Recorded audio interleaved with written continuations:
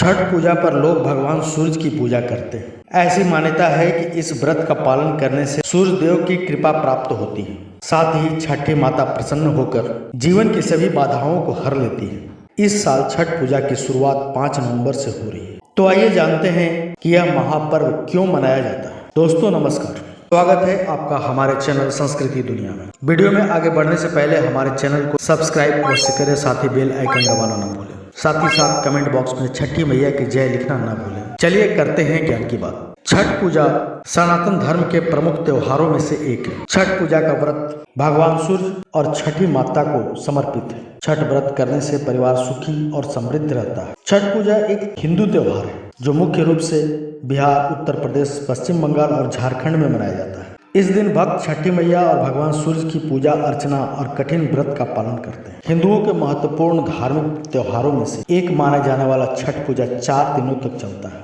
यह साल में 2 बार चैत्र और कार्तिक महीने में मनाया जाता है। कार्तिक माह में आने वाले इस महापर्व की शुरुआत 5 नवंबर को नहाय खाय से होगी। वहीं इसका समापन 8 नवंबर को उगते सूर्य को अर्घ देने के साथ होगा।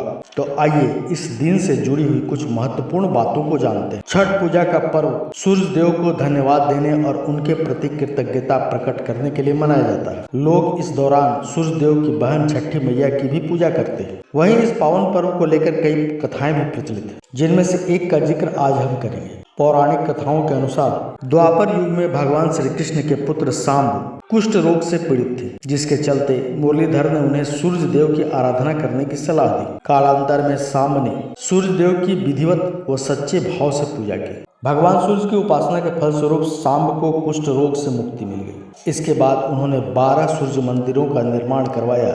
इनमें सबसे प्रसिद्ध कोणार्क सूर्य मंदिर है जो उड़ीसा में। इसके अलावा एक मंदिर बिहार के औरंगाबाद में है। इस मंदिर को देवार्क सूर्य देव के नाम से जाना जाता है और उस जगह को देव के नाम से भी जाना जाता है। ऐसा माना जाता है कि चीरकाल में जब देवताओं और असुरों के मध्य युद्ध हुआ तो इस युद्ध में देवताओं को हार का सामना करना पड़ा। उस समय देव माता अदिति ने इसी स्थान पर संतान प्राप्ति हेतु छठी मैया की कठिन तपस्या की।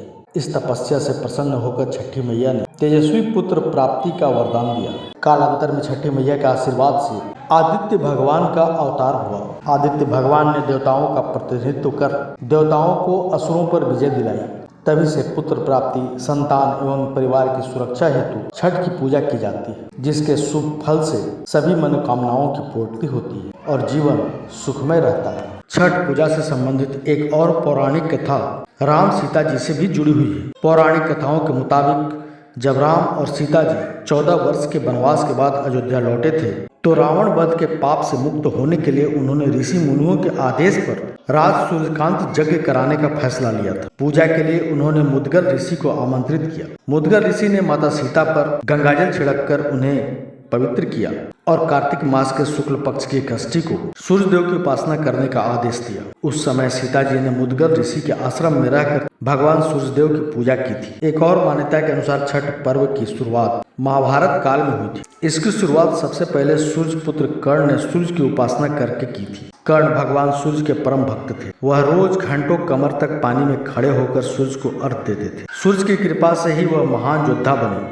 आज भी छठ में अर्घ दान की यही परंपरा प्रचलित है। छठ पर्व के बारे में एक कथा और है। इस कथा के मुताबिक जब पांडव अपना सारा राजपाट जुए में हार गए तब द्रौपदी ने छठ व्रत रखा था। इस व्रत से उनकी मनोकामना पूरी हुई और पांडवों को अपना राजपाट वापस मिल गया था। लोक परंपरा के मुताबिक सूर्य देव और छठी मैया का संबंध भाई बहन का है, इसलिए छठ के मौके पर सूर्य की आराधना फलदायी मानी गई है। तो दोस्तों बोलिए छठी मैया की जय। अब हम इस कहानी को विराम देते हैं।